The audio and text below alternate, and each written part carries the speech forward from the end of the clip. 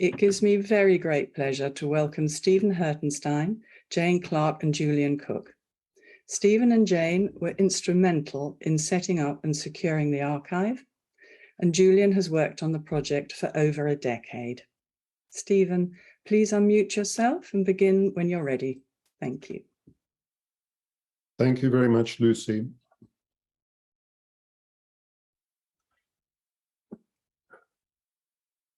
So I'm going to start a screen share.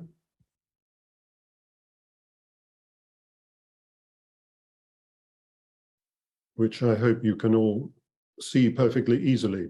So first of all, welcome to everybody, and thank you ever so much for allowing us this opportunity to speak about the archive. Over the next 45 minutes or so, Jane, Julian, and myself will try to give a succinct summary of this extraordinary project, which began in very different circumstances in 2001, over 20 years ago. So I'm going to begin by giving you a kind of summary of how it all started and a few of the adventures we've had.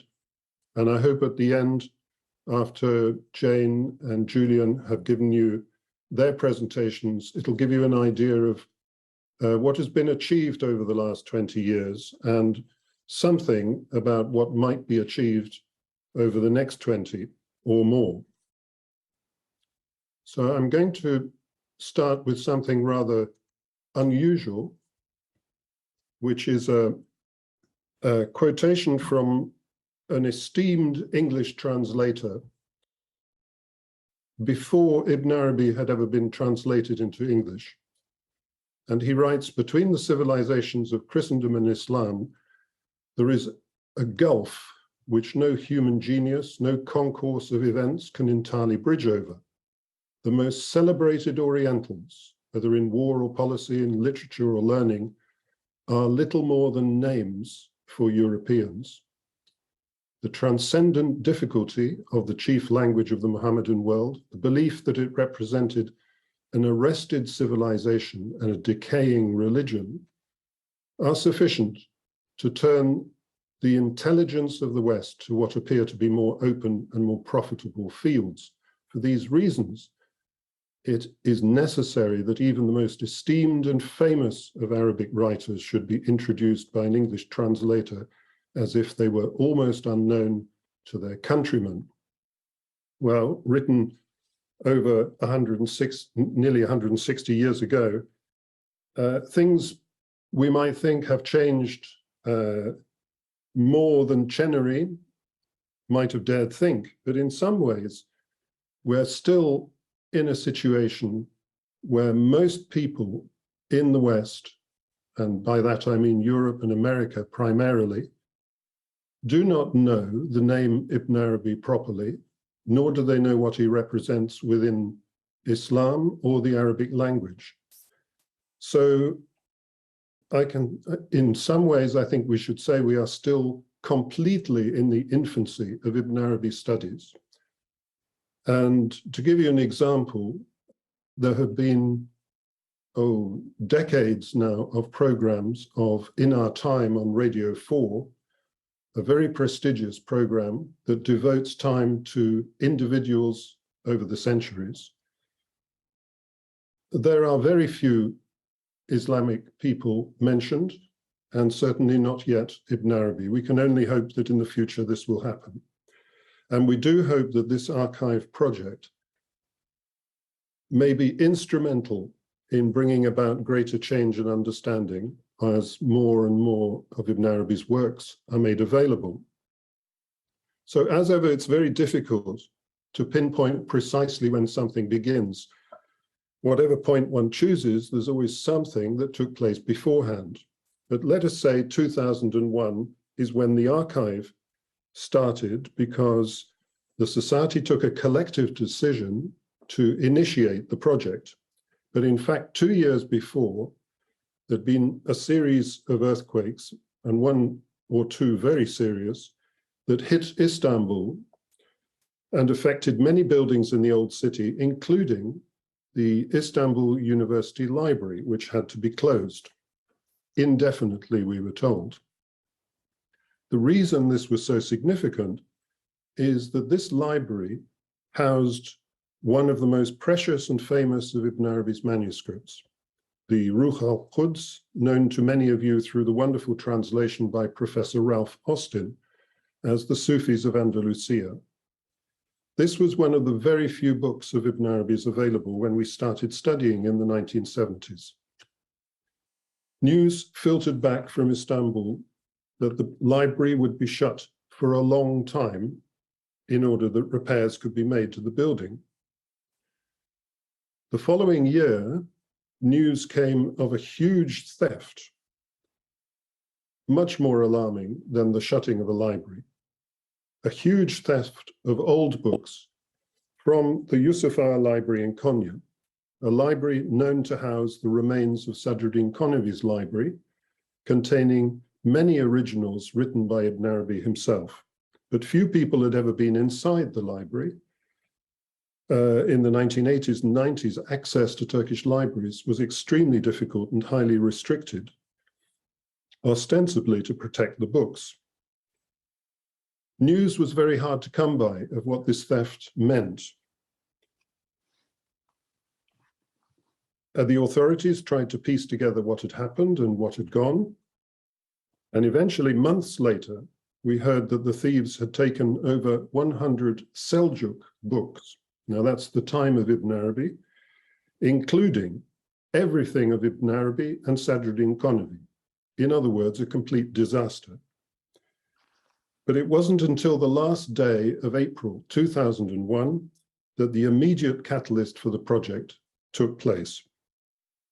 At the time, I was in Stratford-upon-Avon, about to go to the theatre to watch a production of Hamlet, and I happened to have a rather new acquisition, a mobile phone with me, which suddenly rang about half an hour before I was due to go in, saying that Christie's, the auction house in London, had this following notice, and the person who rang me was at the pre-sale viewing, and he was ringing to tell me of the contents. So he read me an important copy of a work by Ibn Arabi, copied by a contemporary, collection of treatises of Muhyiddin Abu Abdullah Muhammad ibn Ali ibn Muhammad ibn al-Arabi, Malatya, Anatolia, AH Hijri 9 Rabi al-Awal 602, 24th of October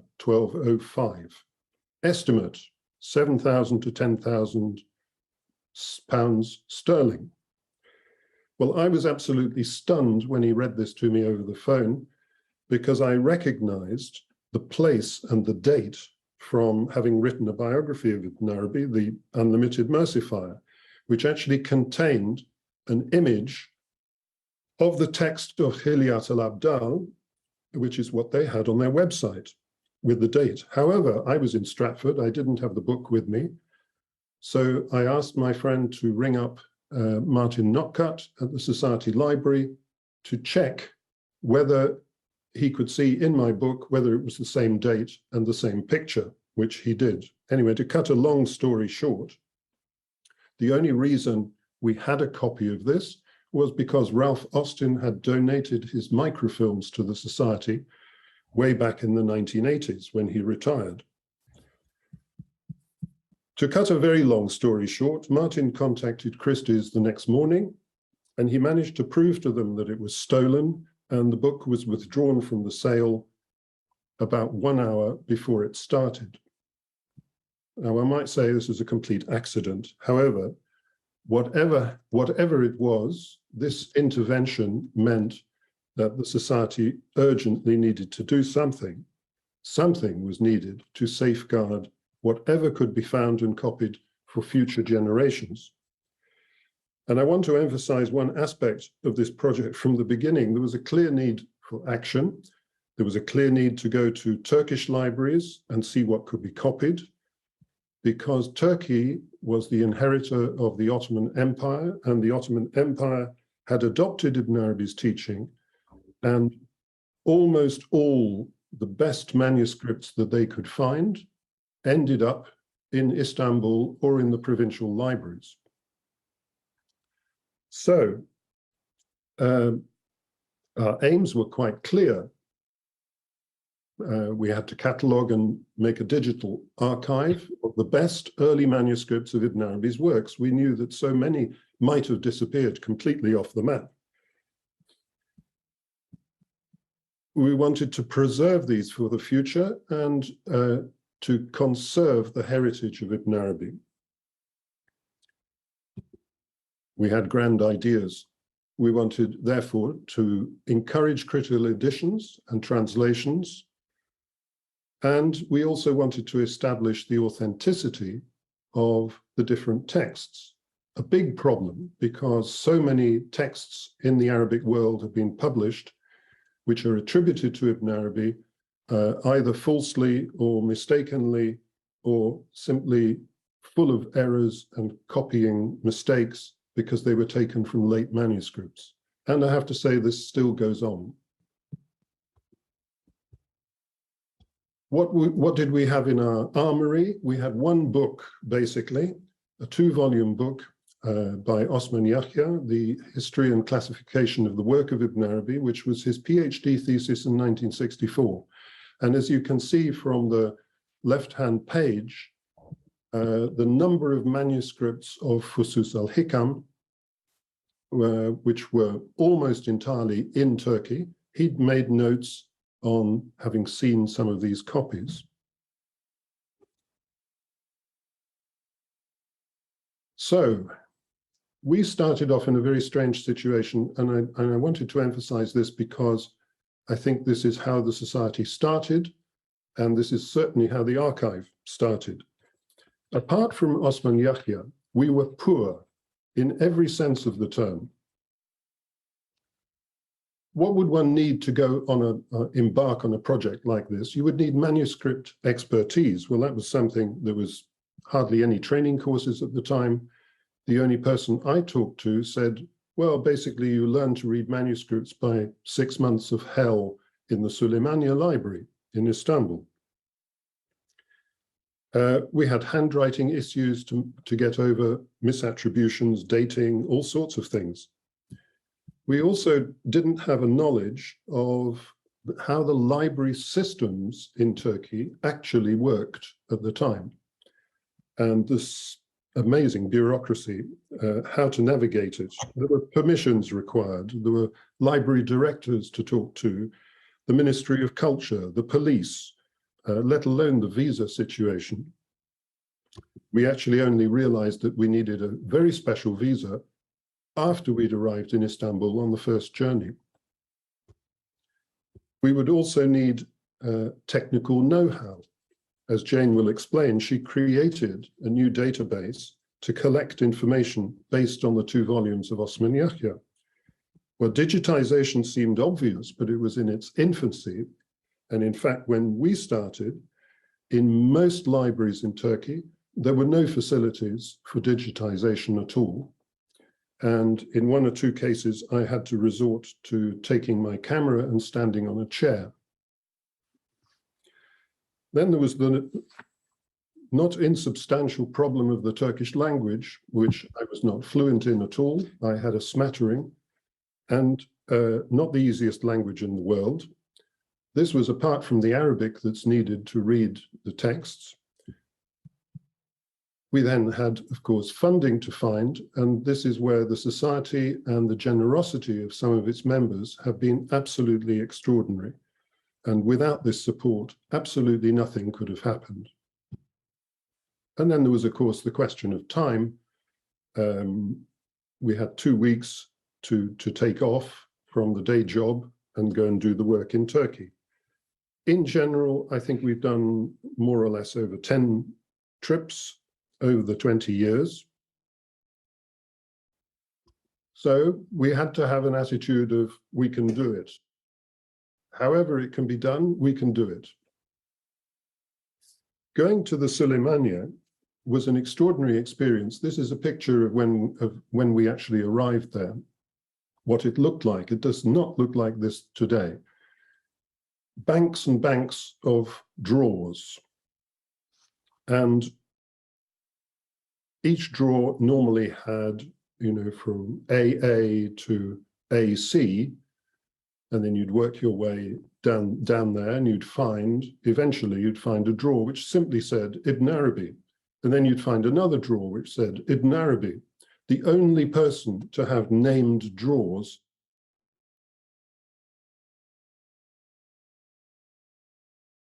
we would ask for a book, and it would be brought to us, often huge tomes. And if we wanted to digitize something, to make a digital copy, the staff would take the book away, and in a day or two, they would bring it back. It had all been digitized. So we were right at the beginning of this whole process. The Suleymaniye was set up to do this kind of thing, but the smaller provincial libraries were not. And we had to go to many of them. There was the university library that I mentioned earlier. There was one called the Bayezid Library, which again was shut when we first arrived. There was places in Ankara, in Bursa, in Manisa, and of course in Konya. So what were we looking for? What we defined originally was what we could call historic Ibn Arabi manuscripts. This means an original, either holograph, that's to say, written by the author himself, or autograph, where somebody else has copied it and the author has written his name and said, this is fine on it. Or it might be a copy of one of these.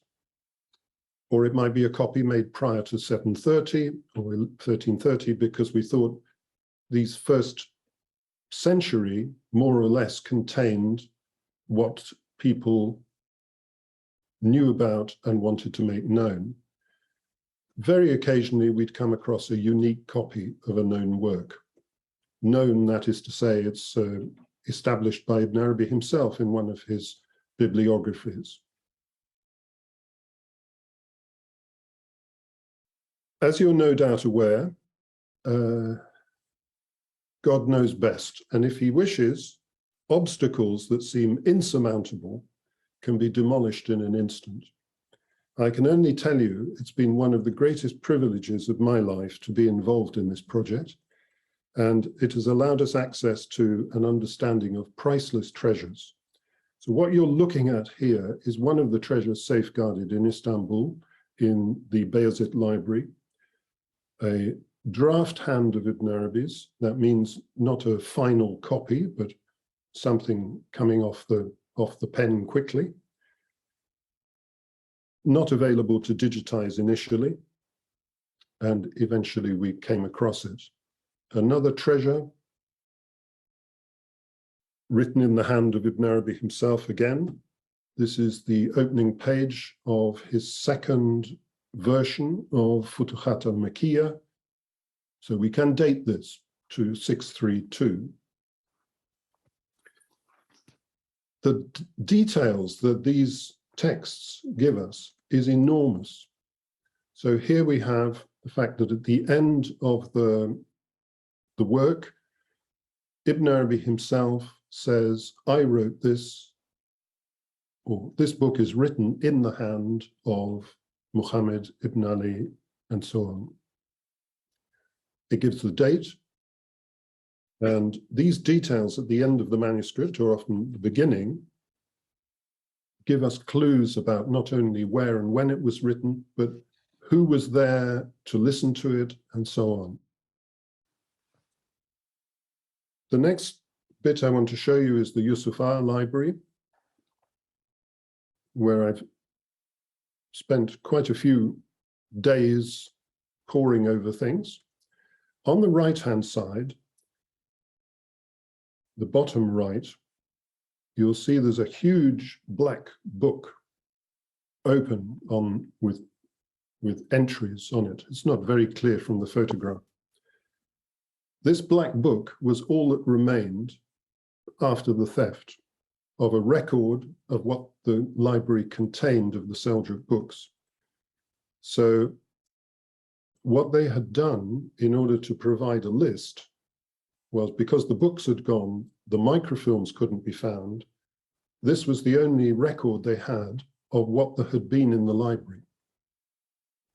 So the little white sheets on that table were the listing of what they had, what these staff in the library had put together from the big black book, which had the original entries of everything that was put into the library over centuries. So it even goes up to the modern day. And there were a series of these books which they brought out for me so that we could check through and see what books they had in the past and what books they still had. The people who work in these libraries are absolutely amazing people. Frankly, they're treasures in their own right. They are guardians of all this treasure, and they're very aware of it. On the left-hand side, you'll see that I'm standing next to the director of the Yusufar Library, who is not only a treasure in himself, he's become a good personal friend. His help in navigating the Konya Library was absolutely instrumental. And to give you an idea of timing, the guy standing on the right-hand side of the three of us is the same guy who's on the left in the first picture.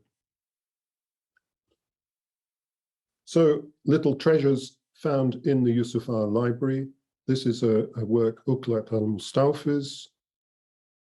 It had no first few pages, so nobody in the library knew what it was. But when I saw it, I realized immediately this is Ibn Arabi's handwriting.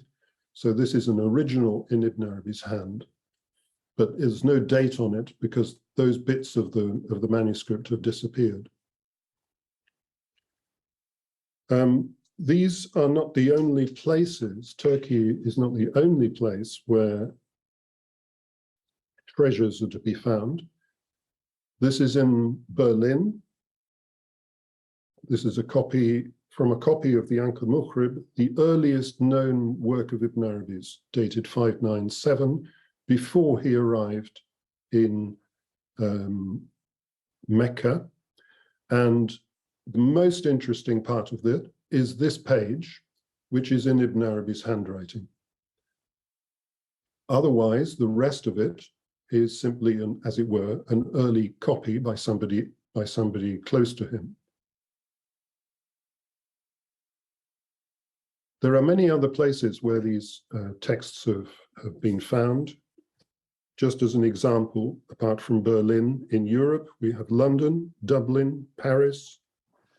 We also have Jerusalem.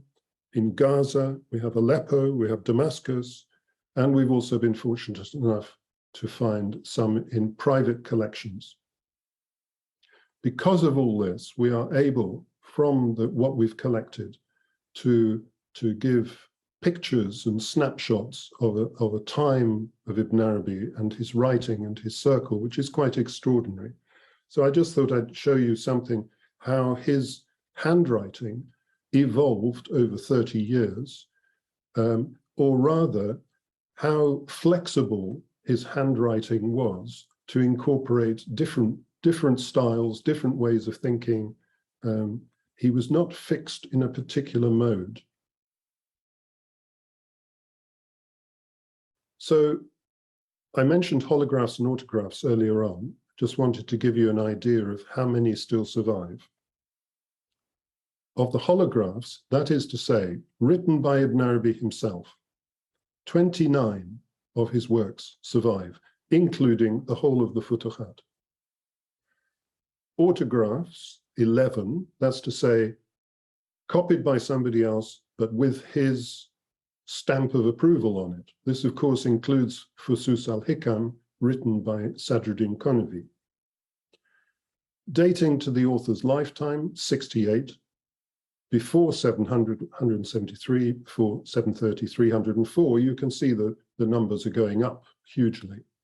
What is extraordinary about this is when you put it in the context of other authors of a similar time or similar Sufi authors. If we did the same thing for Rumi, we would find nothing in the holograph, nothing in the autograph. If we did the same thing for Ghazali, again, we would be really in trouble finding holographs and autographs. So these are great figures, great writers, but only Ibn Arabi himself has had such a dramatic corpus and legacy, which has been treasured for centuries. One of the reasons for this is the importance of Sadruddin al-Qunawi's library. On the right-hand side, you can see a picture of his tomb, and underneath, in very difficult handwriting of Sadruddin himself, a list of the books in his library. And from this list, which Julian and I studied, and it's in one of the journals, and he'll speak a little bit about it, just wanted to give you an example of, out of the 112 books that he mentions, there are 15 particular entries that should concern us. So Futuhat al-Makkiyah in 37 volumes. This is the one that is now in Istanbul. The ones in bold are the ones that survive, that we know survive. You'll notice at the bottom of the list, Munasahat al-Nafs, which is Ruh al-Quds by another name. The Sufis of Andalusia, you might know it by. This is specified to be in the hand of Sadruddin Konavi's father, which was something nobody knew until we found this listing. There is Fusus al-Hikam, which we know about, Tanazulat al-Mawzaliya Mawaqir al-Nujum. The others are lost, in inverted commas. In some cases, we have copies of these originals, but the originals don't survive. So if we look at the number of copies, just to give you an idea of what we've done, copies seen, 3,500 over. This, this is individual text-based work. We're nearly at the level that Osman Yahya did many, many years ago, but it's all been the digitized stuff is the 2,167. So you can see we've done 61% of what we've seen, more or less. The other figures there just give you an idea. The last line is interesting because what we were calling historic Ibn Arabi manuscripts, of the 390 that we've seen, we've managed to digitize 98% of them.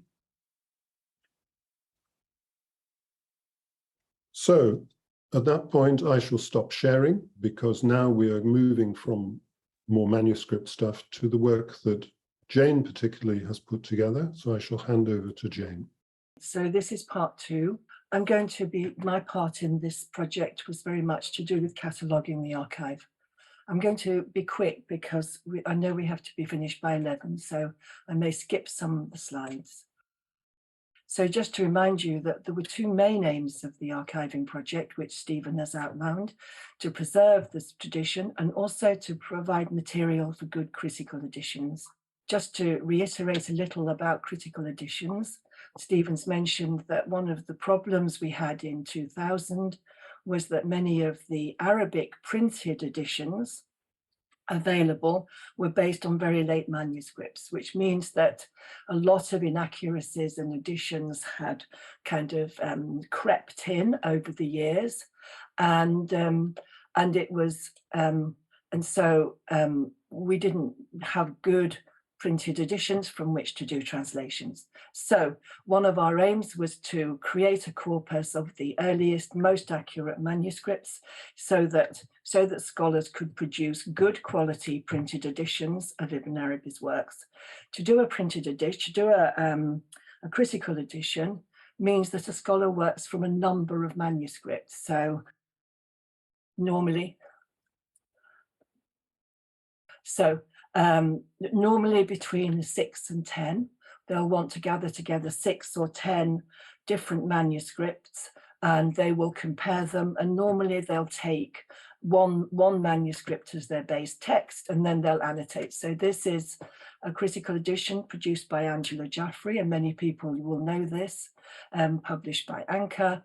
of Ibn Arabi's Kitab al-Isfar, and this is the Arabic text. And you'll notice that it's nice clear text, and it has these little annotations. It's a bit small. I couldn't get it bigger, but you notice here we have a little note on the word Wadia, and a little footnote which tells us, and these are the names of the different manuscripts. And so a good scholar will annotate the differences between different manuscripts, so that when a translator comes to translate, they've got awareness of all the options and all the possible meanings that have developed over the years. And good critical editions are really essential for the translation process. In fact, the process of getting a translation requires, first of all, you have to gather the good manuscripts. You have to produce a good critical edition, so you have a reliable text. And it's only then that you can really do a good translation of it. And particularly, we're interested particularly into English, but of course, there are lots of translations into French, German, Italian, etc. going on. And the importance of critical edition is very much highlighted by the project by Eric Winkle to translate the whole of the Futuhat Mankir, which he was overtly inspired by the production of a critical edition of the Futuhat by Abdulaziz Sultan al-Mansur in the Yemen. And Eric publicly acknowledges this, and I know that in his translation he's constantly going back to Sheikh al-Mansur, sort of asking him about meanings and such like. And this is because actually the skill of producing a critical edition is not always the same as the skill of translation. So there's this staged process in producing, bringing Ibn Arabi's works, as Stephen said at the beginning, the overall task of bringing Ibn Arabi's works into the West. So the main aims of the catalogue was basically to allow researchers to identify the best manuscripts, as he's already mentioned, to assess the authenticity of Ibn Arabi's works, to give people information about the state of current scholarship, especially critical editions and translations, and to provide a research tool for further projects. As Stephen's already mentioned, there's a host of information in the catalogue, which can be the basis of all kinds of further research projects. So the catalogue, just practical, the catalogue has got 3 different forms. The first one is the main database, which is accessible only to the 3 of us, and which we input the information. And then this at the moment is periodically upgraded by Julian to create, on the one hand, an online fully searchable catalogue, which is available to researchers on request, which means that they write to me or to Stephen and we give them access. And then there's an open access, partially searchable set of PDFs, which are on the Ibn Arabi website for everyone to see, which contain the kind of essence of the information, whereas the online catalogue is really very comprehensive and contains everything. So that, and the way that the catalogue is organized, it has 3 interrelated files, of which the most important one, or the central one, is a list of all Ibn Arabi's works. And this kind of apes the bibliographical work of Osman Yahya. We list all the manuscript, all the works that we've identified, and then there's a list of the manuscripts that we have seen. And then there's a list of the collections that we have seen. That's the collections that these manuscripts appear in, because it's quite rare to find a work on its own as a manuscript. Almost everything, some exceptions, of course, like Futuhat, that you never find with anything else, and usually the Fusus, but many of the other works appear in collections where they're alongside, gathered together with other works And so we have a list of those collections.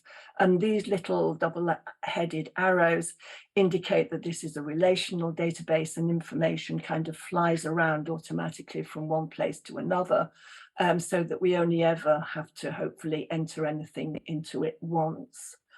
So this is a page from the list of works catalogue simplified. I mean, you might be losing some of this from the, I want you to imagine that you're a researcher. This is Kitab al-Isfar, which is the text that Angela translated. And I want to imagine, so this is designed for a researcher coming in, so they get, you know, basic information. So this is the number that Osman Yahya gave every work of Ibn Arabi a unique number, and we've carried on with that system. It's kind of general throughout the Ibn Arabi community that we use. It's called the Repertoire Général, which is called, it's the RG number, by which we identify this particular work. And then we have a description of it, and we have some bibliographical comment in which we tell people what its state, and why, what sort of basically its status is and what manuscripts are there. And then here we've presented a list which comes in automatically from the manuscript catalogue, just a brief summary of all the manuscripts that we have or we've looked at, and then we list them in date order. These are the dates. Hijri, they're in Hijri, of course, because that's one of the manuscripts. So 638 is 1240, which is the date of Ibn Arabi's death. And this is a manuscript. So the first one is, we have a holograph of Kitab al-Isfar in the Yusuf Aya Library in Konya. And so we say Ibn Arabi with a samar, with a note about its copying from Sadruddin Konavi's library, and we also say the first few pages are missing. So just at a very quick glance, a researcher can see what kind of manuscript this is. And then we have another one. So the first few pages missing is a problem, but then we have a 663, only 20 years after Ibn Arabi died, in the Koprulu. Actually, this is under the Suleymaniye, copied in Konya from Ibn Arabi's original. So we know that we can cover this. So this indicates that we've taken a copy, because we catalogue things that we haven't necessarily copied. And then we mark, we can't afford to digitize everything. So if a researcher is interested in these manuscripts and they investigate them, then they can apply to the society to be lent a copy so that they can work on it. So this is our policy for encouraging people to do critical editions and to use the best possible manuscripts. In fact, Angela used 5 of these our manuscripts in her critical edition and used a further 3. If you identify a manuscript that you're interested in, then you can go to the manuscript listing and get further information about it. So then you flip over onto one of the other files, and on the online version, this is a click-through thing. You just have to click on it and it takes you automatically there. I'm not going to go into all this because of timing, but you can see that here's the one-line summary that goes over to the listing, but there's much more information that we've got here. So now Stephen, he did it, shows that it was actually done by Ibn Sadakin, one of Ibn Arabi's closest companions, in Damascus just before Ibn Arabi's death. So we make some comments about the manuscript, etc. Also, we can see that this is the second of 3 works. And so we can go over now to the collections and have a look at what the whole collection is. And so now we find that this is one of 3 works, and there's also a holograph of the Kitab al-Abadila and a very good copy of Tadbirat. So that just gives you a feeling of the passage that someone could go through in trying to identify a manuscript for a good critical edition.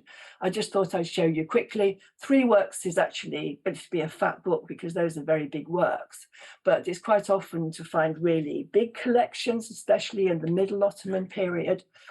even up to 45 works in a collection. And so this is one with 27. It was done by somebody about 100 years after Ibn Arabi's death in Damascus. And it's clearly a working copy. It would have been, they written in chronological order between 724 and 725.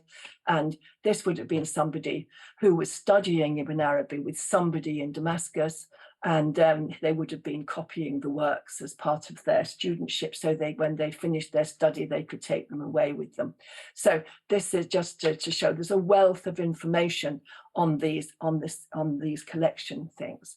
So the second main function of the catalogue is to assess the status of Ibn Arabi works.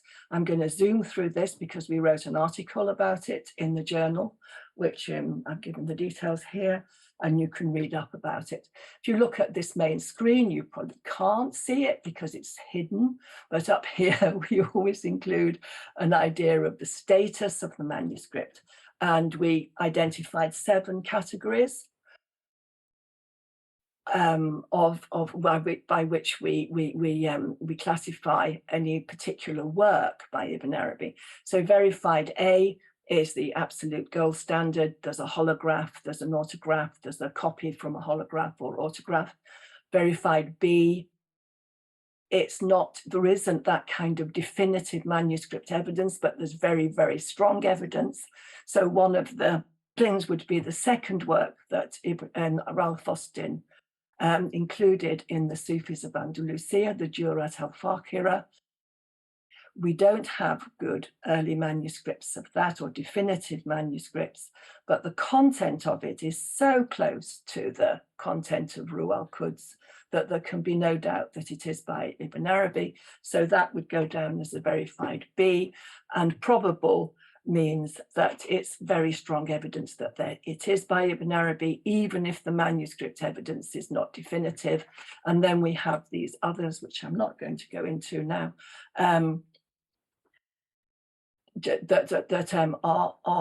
so just to say that on current estimates, our research indicates that of the ones that are pretty definitely by Ibn Arabi, we come out with 95 works altogether.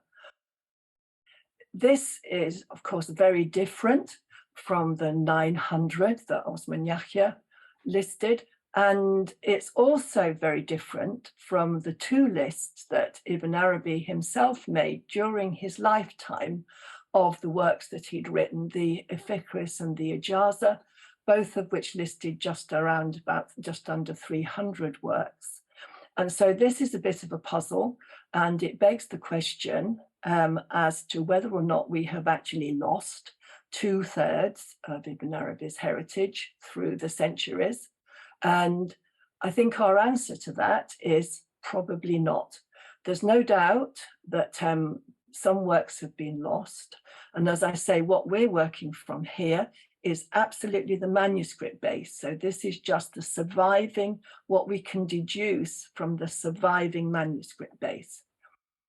There is no doubt that some works have been lost down the centuries, but we think that the solution to the huge discrepancy in numbers is the fact that a lot of smaller works were actually incorporated into the Futuhat in the last years of Ibn Arabi's life.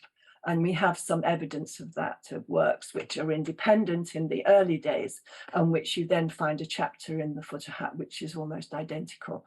So that's one thing that comes out of the archive. Just to mention, the third presentation of all this information is on the Ibn Arabi website, where there are PDFs, and we give a complete alphabetical list of all the works by Ibn Arabi that we've looked at with an idea of their status.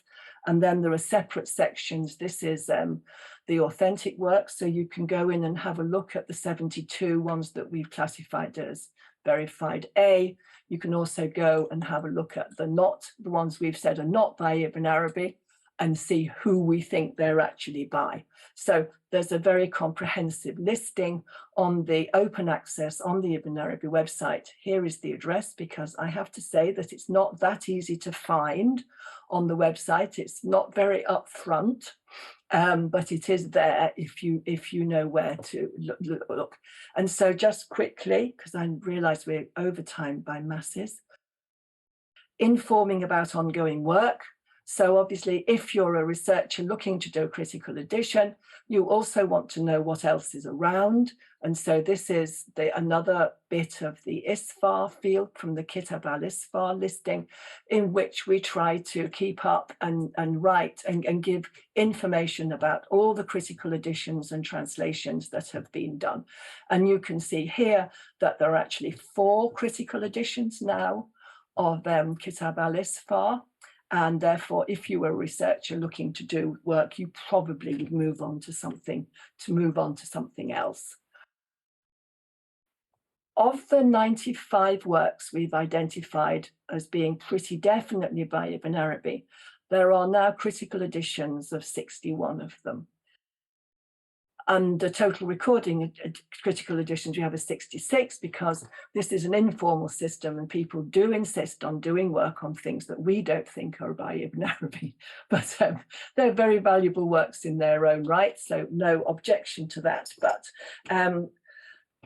61. So this is a huge transformation from when we first started in 2000, when we could probably count the number of critical editions on one hand.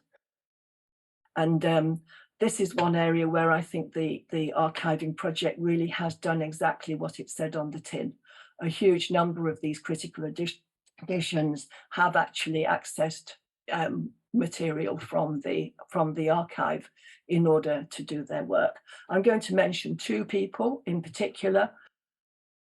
Sheikh Abdulaziz Al-Mansoub in Sinai, who has produced 27 now critical editions over the last 10 or 15 years, including the Futuhat and including what you can see on the right, a recent edition, a 5-volume critical edition of the poetry, Ibn Arabi's Diwan, which are in themselves absolutely enormous achievements and have transformed Ibn Arabi studies, basically. And on the other hand, Ibn Arabi Foundation in Rawalpindi in Pakistan, who's produced nearly 30 translations, critical editions, plus translations into Urdu over the last 20 years. And both of these have made great use of the Ibn Arabi Society archive. And then just last, I've put help. Stephen listed on the set of characteristics that we didn't have when we first started out, technical expertise. And I have to say that we still lack this. And we have various problems with the database, with getting it up onto the website, which has been persisting for several years now, and which we really need to solve. And so this is a plea for help. If anyone has specific expertise in things like database programs, online databases or cataloging or anything like this, we really do need the help. Anyway, so my 4th category, I'm going to go away from this now. The 4th category that I put down as a name of the catalogue was to stimulate further research. And so on this score, I'm going to hand over to Julian. Thanks, Jane. Very, very nice. I'm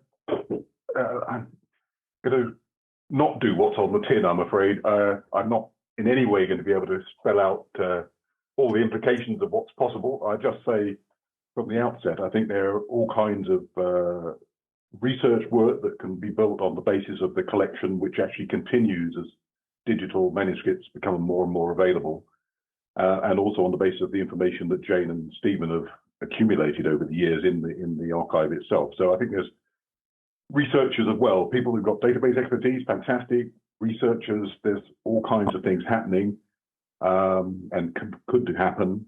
And the fact that all these critical edition have come out, absolutely fabulous. And who would have predicted that 20 years ago before I was involved? I suspect almost nobody. But I don't think I think it'll be correct to say that's sort of like job done. It's sort of another step, a wonderful step that the texts are now available in the Arabic. There's still translations, obviously lag behind the editions, but lots of goodies. Having said that, I'm just going to sort of pick and choose a few things I've been involved with, and I will try and move at speed. So Stephen mentioned this article based on studying Sadruddin Konawi's own description of what he had in his library in Konya. I forget the date now, but it's a few years before he died. And something I think Stephen mentioned, actually, this is actually for some reason known to nobody in a manuscript in Tehran in the Malik Library. So as I say, this is Sadruddin's rather more difficult hand to read.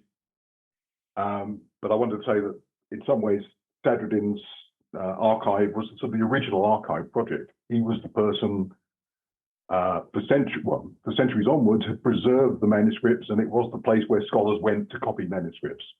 So very much a sort of, I hope in some way, the Ibn Arabi Society's project sort of follows on from that initiative. The sort of bottom line of that article was that there were probably around a half of those volumes that he listed. That's not just Ibn Arabi, that's all of his library, still survive. And we were basing most of our research on what's still in Konya, with a few things dotted around elsewhere. But that's quite extraordinary. There's a half in terms of volume, because Futuhat mostly survives and keeps the numbers up. It's still quite amazing. So that the preservation there over centuries is truly wonderful. I want to just ask a few questions. We've got so many of these holographs were inherited by Sadruddin, but there are actually other things that didn't go into his library, and we really don't have much information about what those were and where they ended up. It's all sort of the flip side of that very detailed article Stephen and I did. What did survive? What was in the library? Well, what else? And do we know anything about where they went? I'm not going to have the answer to all that, by the way. Two things just to focus on these major works, both of which Mansoob's worked, come out with editions on. The Futuhat, 37 volumes. The Diwan, I'll try and argue, probably 10 volumes of a similar kind of length. The Futuhat was in two versions. He finished one in 629 and a few years later started doing the second. The holographs for that first version weren't apparently in Sadruddin's library. So first question, what happened to those? We don't really know. We do know that they will continue to be copied because the 629 date you find in many manuscripts of the Futuhat. Unfortunately, it was almost like scribes and collators were too good at what they were. You ended up with hybrid versions of the Futuhat where people had sort of tried to match the two versions. So that date 629 doesn't mean it actually is the original text. All kinds of complexities there for scholars to sort out if they so wish. It's a huge area. The other thing to say on the Futuhat is one of those volumes of the 37 actually went missing. We don't know when. At least a few centuries ago, I forget the date. I think it's in the 11th century. Somebody thought they were copying from the originals, and they clearly were copying from a replacement of volume 9. So that went missing centuries ago. And then the other major work, the Diwan, which I can talk a bit about, these are holographs that all that Sadruddin said he has was this abridgment in 2 volumes. He didn't have the whole Great Diwan. And we actually know which manuscripts he had. They were the 2 of the stolen ones. We don't have, unfortunately, even the microfilms of those. So let's hope they're in existence and will resurface at some point. Strangely enough, although we can describe the contents, the second of those, it seems like nobody ever copied. We don't know of any version of the second half of that. We know the sort of alphabetical ordering of it and so on. We've got copies of the first half, but it really is a missing part of the jigsaw, which I can't see. It would seem so perverse and unfortunate if it didn't actually exist. So something else one might hope would surface. Good news is 2 of the original Great Diwans, this is not the abridgment, two of the Great Diwan holographs have survived. And these weren't in Sadruddin's library. One of them, until recently, was in Aleppo, thank God, got out before the bombing and is now in Damascus. And the other is, don't know its itinerary, but it ended up in the Suleimani in Istanbul. So here, I'll just go back to volume 9, Lost. You can see, you've seen quite a few examples of Ibn Arabi's hand. That top one is clearly not his hand. And as I say, it's a sort of a hybrid text. Wonderful news is we actually have a very high quality copy before that theft or loss from the 8th century, again in Istanbul in Fatih, which was clearly copied from the original in Konya and was verified against that. Very, very good provenance, about as good as you can get without being a holograph or an autograph. And this was not, unfortunately, consulted by Mansub in its edition. So another, I mean, Mansub's edition, absolutely fabulous. There are still little bits around the edges, if you like, that need to be worked on. And I would say volume 9 is something that could be looked at. Another nice part of its provenance is this name Ibn Azm. I'll come back to that in a bit. What I've been involved in a large way is trying to reconstruct Ibn Arabi's Great Diwan by cataloguing the poetry. I've never published, apart from an early article on this with Stephen about a decade ago, but I've sort of created an online, password protected, but for scholars, reconstruction of the Diwan, where effectively to piece together all the bits.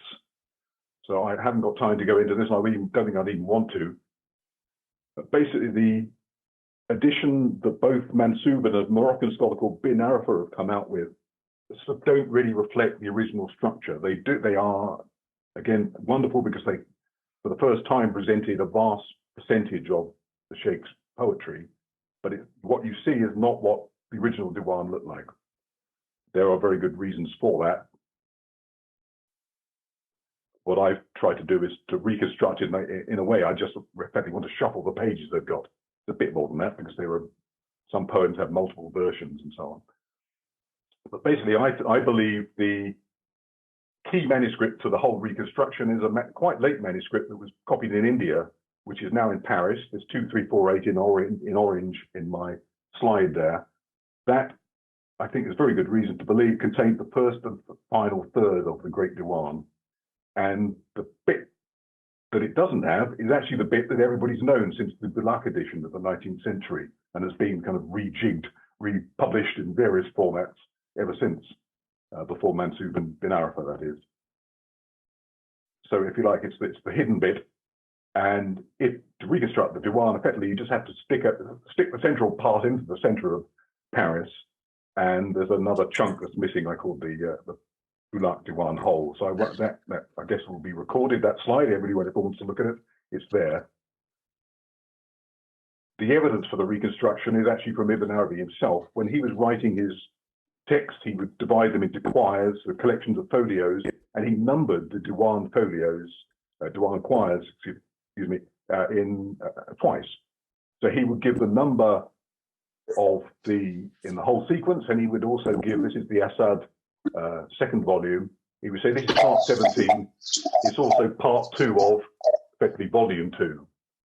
Similarly, in the Shahid Ali holograph, part 93 of the second part of the 7th volume. So basically, if you stick everything together in the way I said, insert Leiden at the center of Paris, you insert the lost material into the center of Leiden, everything adds up. Number 93 is exactly the 93rd quire. So very good evidence the whole thing fits together. I'll move on at speed. This is my reconstruction. I've just got a screenshot there. Anybody wants access that wants to work on the poetry, please do. So it's based on a database. No, I won't. I'll just say there is a database there where you can actually look at the manuscripts. You can search for poems. You can click on poems to see other versions of the poem, bring up other manuscripts, bring up editions. Moving on swiftly. I asked the question, where did those holographs go? And this is where I'm trying to bring together the fact that both of those holographs that we know survived, the Assad and the Shahid Ali, and also that Fatih 2748 copy of the the lost 9th volume of the Futuhat were all acquired by one chap in the 9th century. And I must at some point try to write an article on him. He's a fascinating bloke, and I think another part of this whole preserving the archive. He was a book dealer, he travelled a lot, but he was also a great antiquarian scholar in his own right. And he had this tendency to write his sort of, when he finally found one of these treasures, he would write his ownership note. And they're quite characteristic. So I'm hoping that somebody might actually spot some other things that he owned and realize they're all part of the same archive, if you like. So in 850, he gets the Asad, second volume, the Futuhat poetry of the Diwan. A few months later, he picks up, don't know where, but he picks up this copy direct from the original, as good as you can get if you don't have the original, of the Futuhat, volume 9. And then the next following year, he picks up the Shahid Ali autograph. Unfortunately, because he was such a traveller, we don't quite know where he got them. And he was certainly he originated in the West. He spent most of his time in the sort of Mamluk lands, ends up settling in Mecca and dying in Mecca. But because he was such a traveller, we even know he was in certain countries in that period where he was gathering these things. Could have been Mecca, could have been Cairo. I think that's probably the top possibilities, but could also be Jerusalem, Syria, and who knows where else.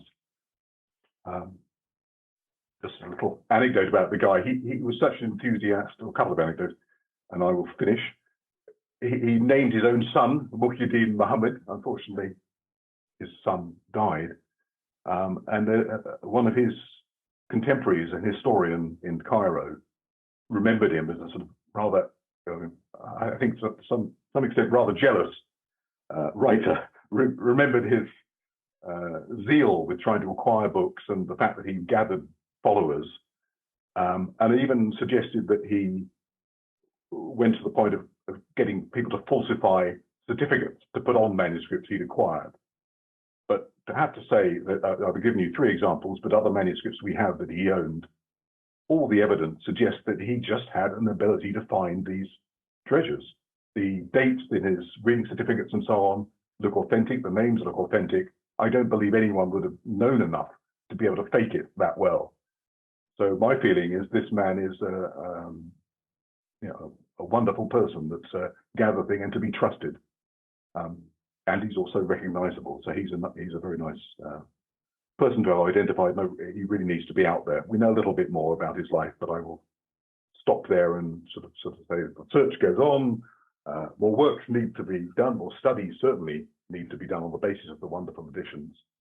And we must continue to thank the people that have, Ibn Azam, the guy who wrote the Paris manuscript in Bijapur in India, people like Osman Yahya, and then at the end of that, perhaps those of us who've been lucky enough to be involved in the project and the next generation too. Thanks, everybody.